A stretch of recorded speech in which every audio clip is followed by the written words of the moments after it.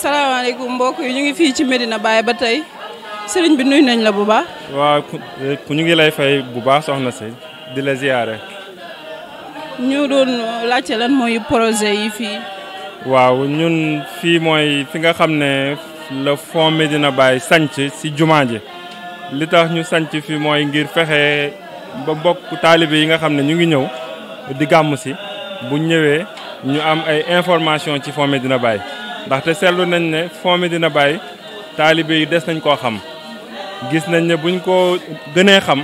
incha allahu rabbi dinañ gën a participer ci fond bi ba ci li nga xam ne fond bi jot na ko def ci ay réalisation mu nekk ay réalisation yoo xam ne yu am solo la maanaam dinañ ko gën a mën a yokk dinañ ko gën a mën a tamit dooleel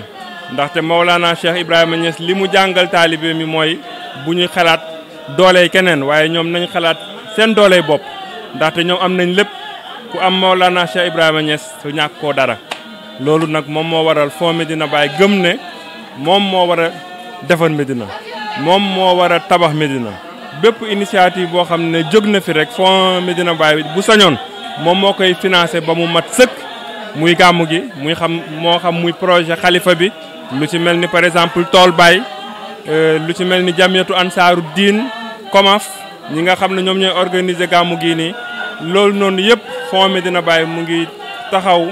ànd ak ñoom ngir gunge leen ngir ñu def gàmm boo xamante ni gàmm bu mucc ayib lay doon ci gàttal daal fond Medina Baye ay projet am bëri nañ projet am moom mooy projet pays bi mooy projet xalifa bi mooy projet taalibe Baye Niass yi loolu moo waral xalifa bi boobu moom moo doon directeur u institut islamique El Hadj Abdoulaye Niass bi ñu sampee fond bi rek ci la ñëw ne man kat amoon naa projet ci institut islamique El Hadj Abdoulaye Niass bi nga xam ne man maa ko jiite ba tax na projet bi fond Medina Baye njëkk a réaliser mu ngi ko réaliser ci institut islamique El Hadj Abdoulaye Niass bu Sam mu tabax fa bâtiment R+2 bu mucc ayib bu ànd ak ay salle de classe yoo xam ne daf ko équipé ba mu mat sëkk ngir yokk capacité accueil yu institut islamique El Hadj Abdoulaye Niass xam ngeen ne tamit ci période Covid 19 bi li ci fond Medina Baye def ñëpp xam nañ ko ñëpp dégg nañ ko joxe na 55 millions ngir xeex lu jëm ci wàllu Covid 19. jëndee ko ay masque jëndee ko ay gel jëndee ko ay dund lu toll ci 35 millions 110 tonnes de riz séddale ko mboolem population yi nga xam ne Covid bi daf leen sonaloon. yaakaar naa ne daal buñ fi waroon na nekk di lim li fi fond bi def fii la ñuy fanaan waaye li gën a am solo mooy appel bi ñuy lancé ci mbokku taalibe yi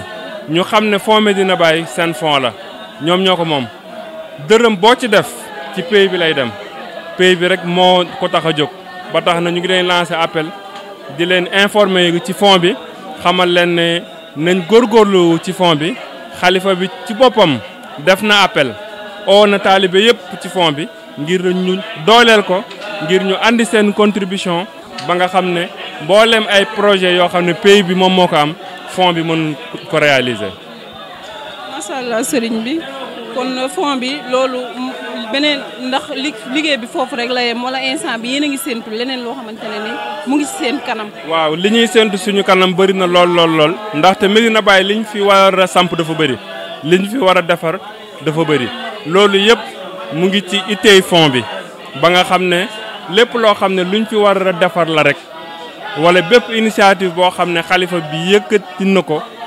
ak taalibe yi fond bi ñëw jàpp ci.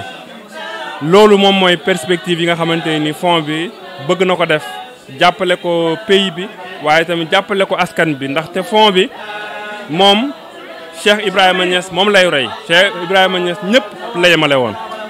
mbooleem kuy mbindeef rek Cheikh Ibrahima Niass daf la joxoon a cër loolu nag moom mooy vision wu fondation fond Medina Baye moom ñëpp ñoo ko tax a jóg waaye ne Olof Njaay dafa wax bay ci say weyu tànk moo tax ñu commencé Médina te commencé nañ koo yaatal ci Sénégal yëpp ba nga xam ne loxo Fonds Médina Baye mu ngi dem fépp ci Sénégal loolu noonu daal moom mooy waa sumb yi nga xam ne sumb nañ ko ngir àggali projet yi nga xam ne ñooy projet Fonds Médina Baye ñoom ñooy projet Médina Baye ñoom ñooy di projet xalifa bi. macha allah sëriñ bi kontaan nañ lool ci dalal bi ñu dalal.